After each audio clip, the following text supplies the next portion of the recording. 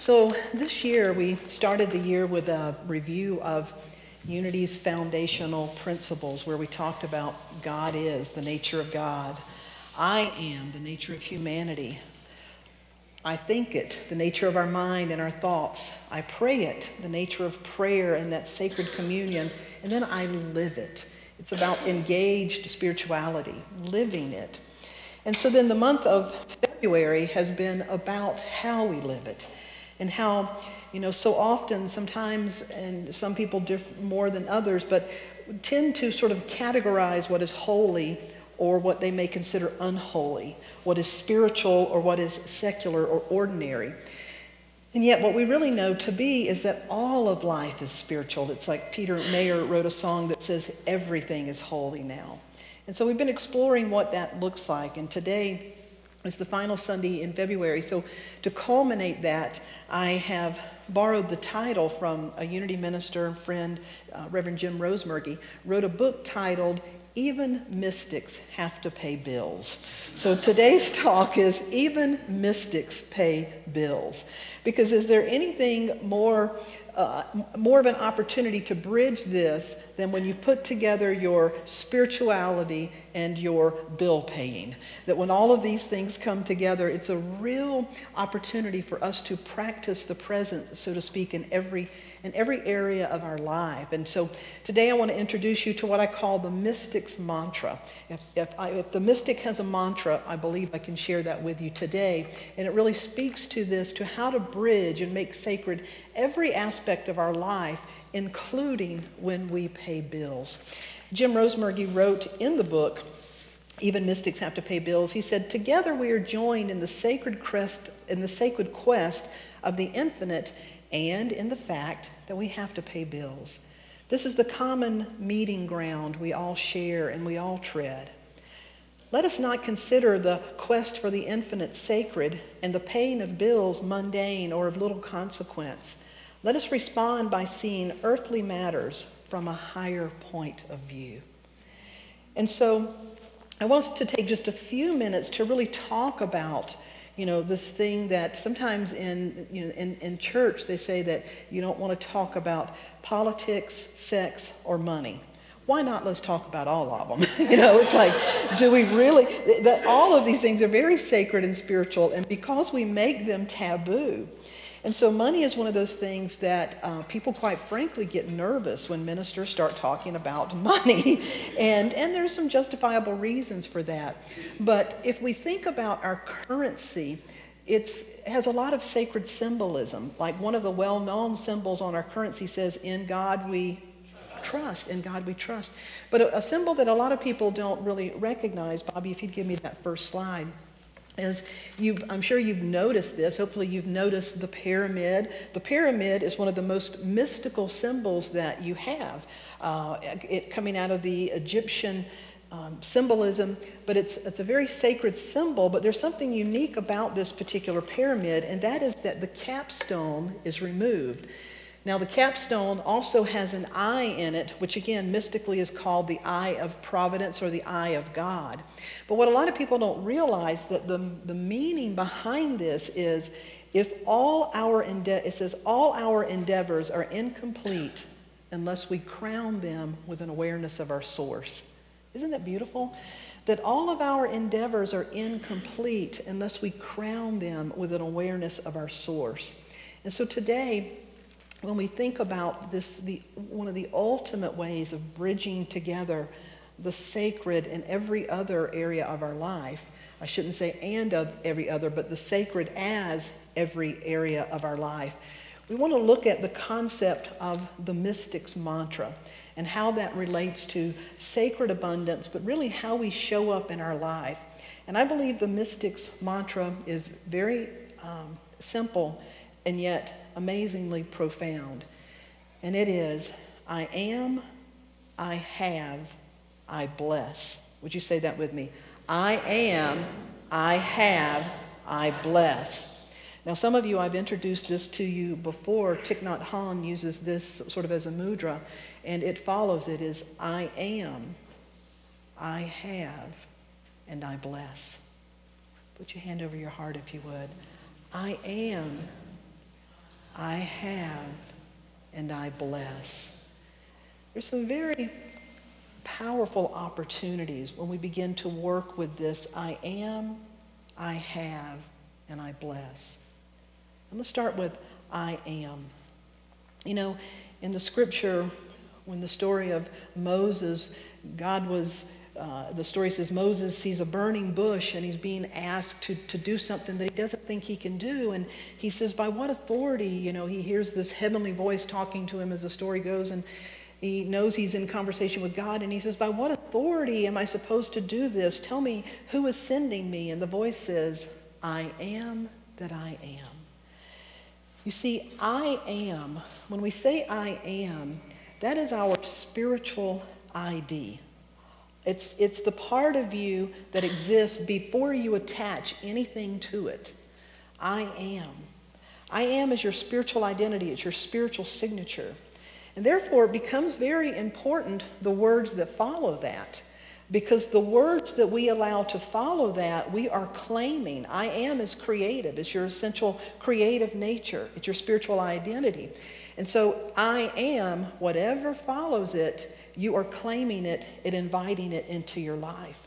So it's a very powerful practice to begin to notice how many times we claim things we don't want, such as I am miserable, I am tired, I am sick and tired, I am this, I am that.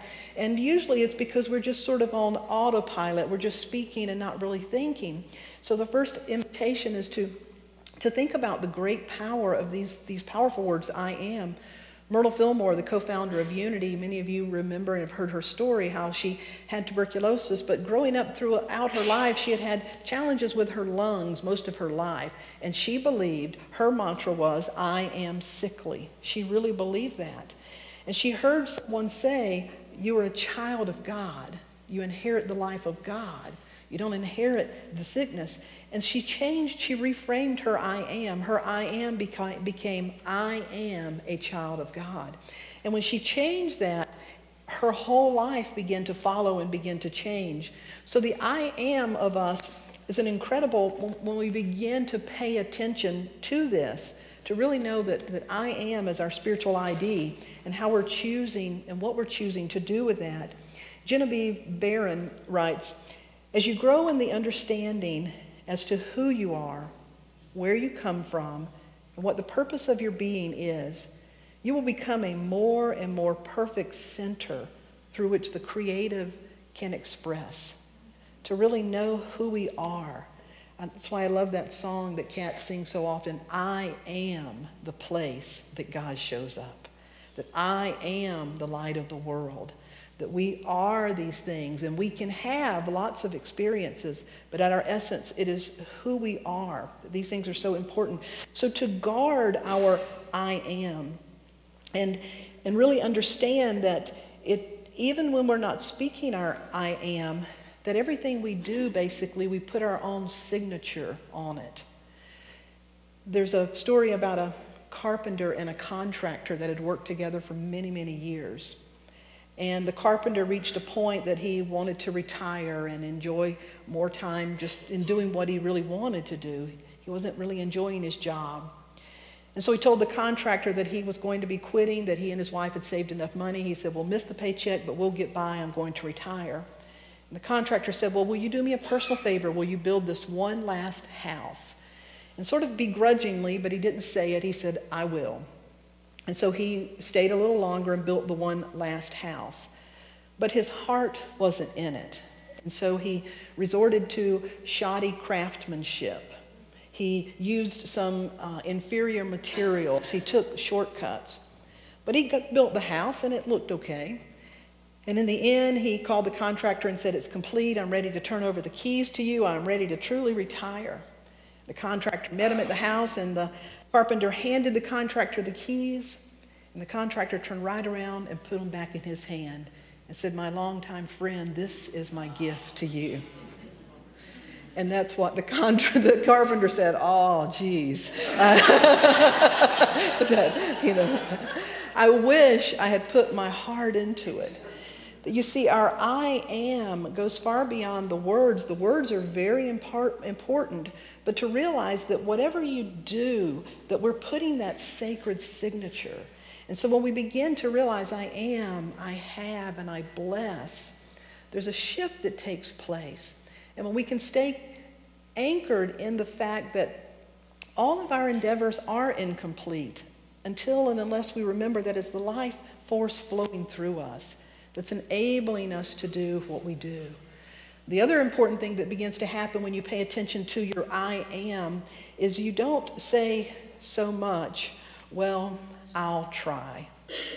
How many of you make to-do lists? I am a real list maker. I like to make lists, and I make to-do list or what I call my action item list. I have never in my life made a to-try list. Anybody made a to-try list? I've got a bucket list, things I'd like to try, but we don't, if someone says, how about do so-and-so, and if you say, well, I'll try, what are you really saying inside? Can't do it, not going to do it. I'm just telling you that to make you happy. Please leave. I don't want to be here. Whatever. We're saying those things. There's a great line from Star Wars, The Empire Strikes Back, which that movie, by the way, was inspired by Joseph Campbell's The Hero's Journey. So it's very mystical. There's a lot of powerful teachings in this. And from The Empire Strikes Back, Luke is learning how to use the Force. Now, the Force is symbolic of the life force that we all use and are learning to be in relationship with. And he has his spaceship is stuck in a bog, and he needs to be able to move it, and he's been learning how to do this. And so the little Yoda is encouraging him and telling him, you can do this, you can do this. And so Luke Skywalker says, well, I will try.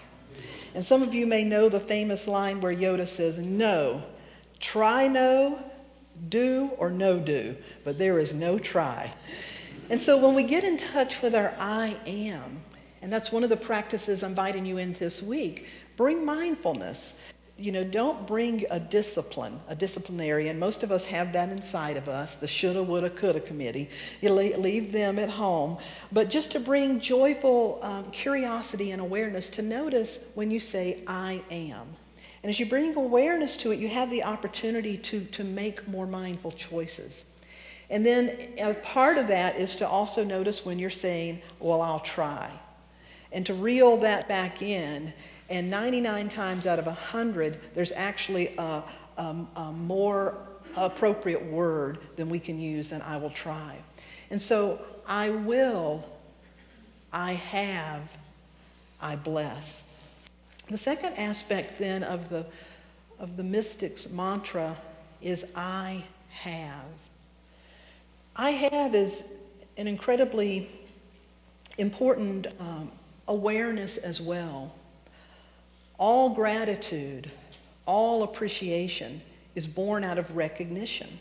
You can have two people in the very same situation, and one people can find a blessing. One people can have a blessing. It's the glass half full or the glass half empty. In the scriptures, in the Gospels of Matthew, Mark, and Luke, it shows up in all three of these. In Matthew, it says, whoever has will be given more, and they will have an abundance. Whoever does not have, even what they have will be taken away. And then the writer of Mark says, for whoever has will be given more, but whoever does not have, even what he has will be taken away from him. Then the writer of Luke says it this way, pay attention, therefore, to how you listen. Whoever has will be given more, but whoever does not have, even what he thinks he has will be taken away from him. Oprah must have read that because Oprah Winfrey said, if you look at what you have, you will always have more. If you look at what you don't have in life, you will never have enough. You see, the reason it says that if you have, you'll always have more, because what we appreciate appreciates. It's just the way the law works. And if your focus is on have not, you're just going to get more have not. And so the mystic realizes the universe works with what we give it to work with. So it begins with our I am, of what we're claiming, what we're attaching to ourselves. And then that I have becomes very, very important to learn to acknowledge what is already there, the seeds that are in our life, and to begin to work with these. There's I am, I have, I bless. The I have and the I bless and the I am, they all go together, and you really can't extract them when you start working with it in your life. There's a story of a woman who wrote a letter to Dear God, and the Postal Service literally does get a significant number of letters that are Dear Santa and Dear God. And so in this particular case, some of the postal workers opened the letter, and the letter said, Dear God, I am an 83-year-old widow living on a very small pension. Yesterday, someone stole my purse. I had $100 in it, which was all the money I had until my next pension check. Next Sunday is my birthday, and I have invited 2 friends over for dinner. But without any money, I have nothing to buy food with. I have no family to turn to, and you are my only hope. Can you please help? Sincerely, Edna. Well, the postal worker was very moved and showed that letter to the workers that day. And so they passed a hat, so to speak, and collected $96, in cash, which they put in an envelope, addressed it to Edna, and one of them wouldn't put it in Edna's box. So they were so excited a few days later when another letter came, they realized, from Edna. And the letter says, Dear God, how can I ever thank you enough for what you did for me? Because of your gift of love, I was able to fix a glorious dinner for my friends. We had a very nice day, and I told my friends about this wonderful, miraculous gift. But by the way, I think you should know $4 was missing, and I think those thieves at the post office stole it.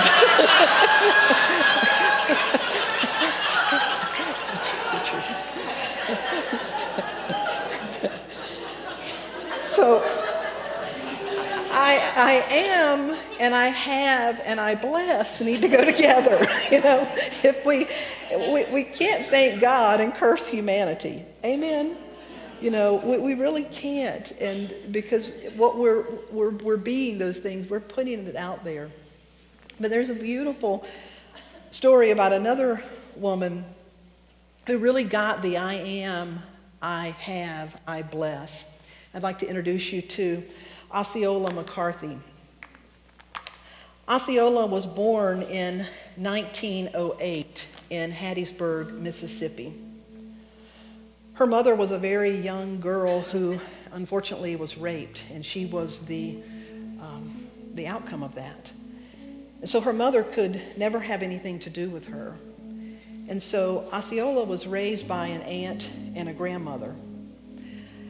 And she was just as always, go back one slide if you would. She was just always an amazing individual. Child growing up, when she was if you'll go back to just the first slide.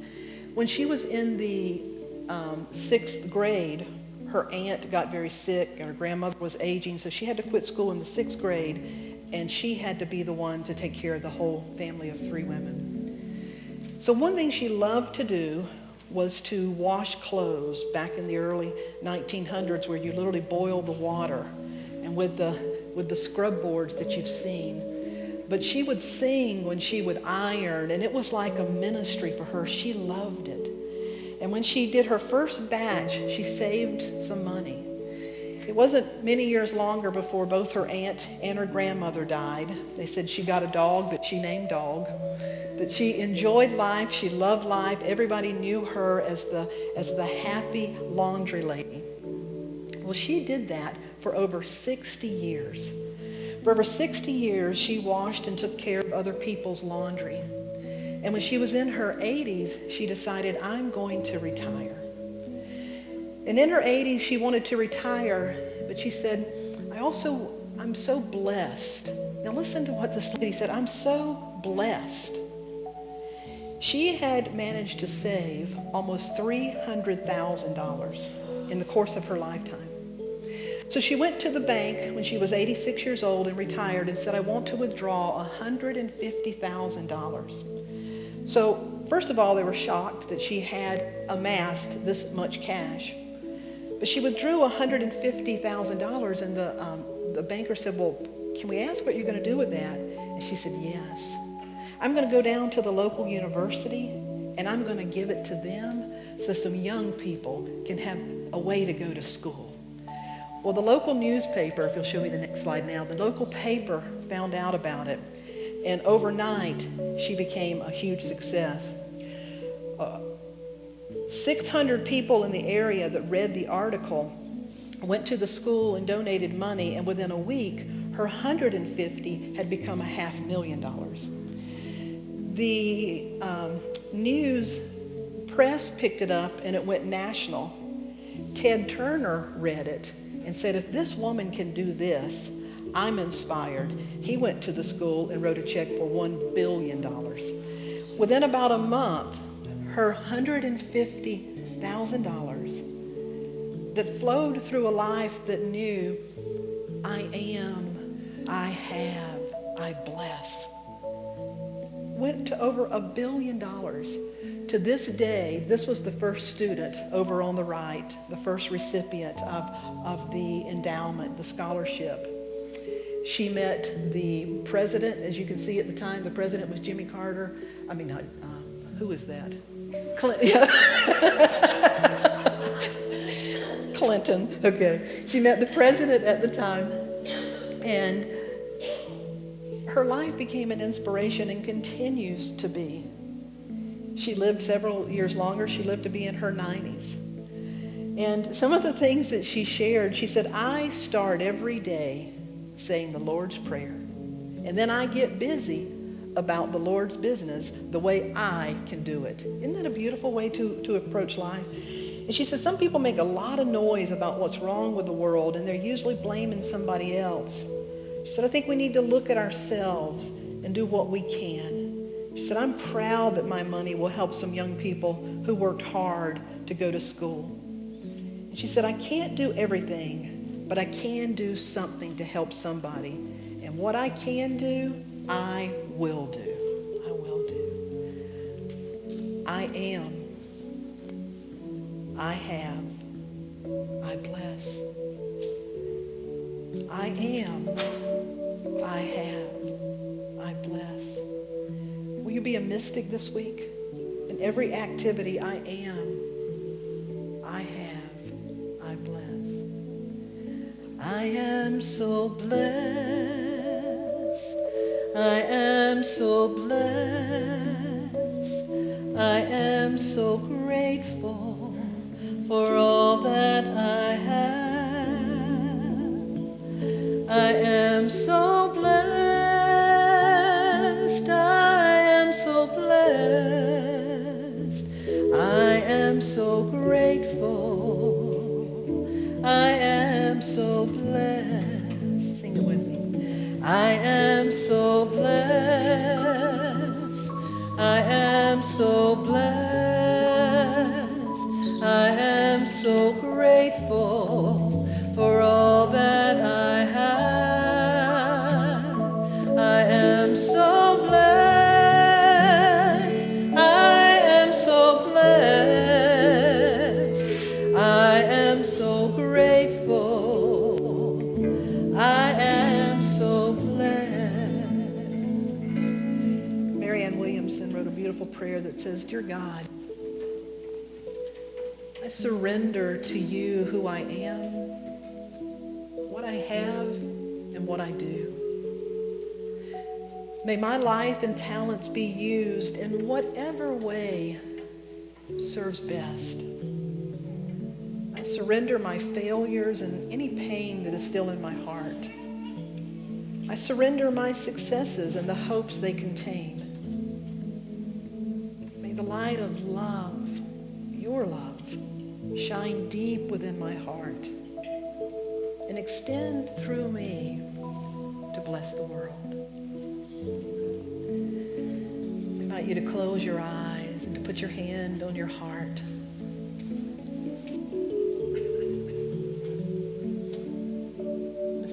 presence of I am.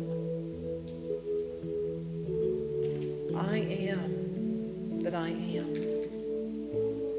Before form, before attachment, I am. Wherever you are, I am. I go before you because I am the one presence that is ever present. I am your life. And there is so much more to all that I am. And you feel it. I am. Claim it. Allow it to be your signature. Claim the qualities of spirit, for they are your true nature.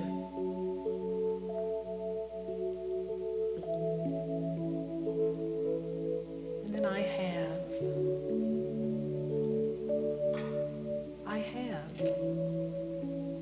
have been given this life. I have been blessed in so many ways.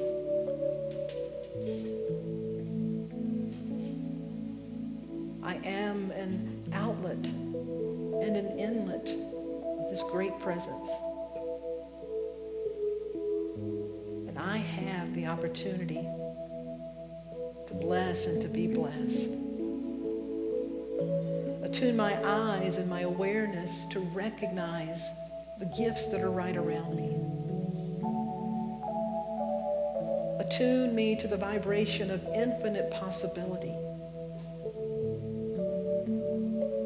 And as I work with what I have, I realize that it appreciates, it multiplies, it goes out and blesses in ways that I may or may not realize. I have. And I bless. I bless. May I be ever mindful of any time that I tend to curse life or judge or self-sabotage or limit or label. I bless. I can be even more present to the facts at hand. I can be ever more present to what is needed, to the truth, to the difficult conversations. When I approach it as a presence of I am, I have, and I bless.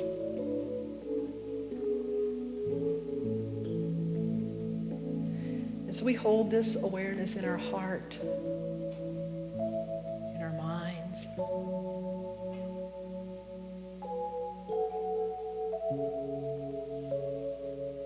We take a moment to extend this presence of blessing to those in Florida, to the young people around our nation who are rising up to say something's got to change.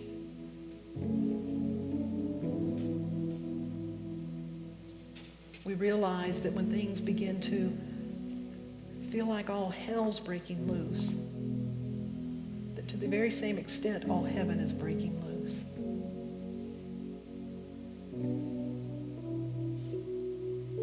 May we be anchored in all that we are, the I am.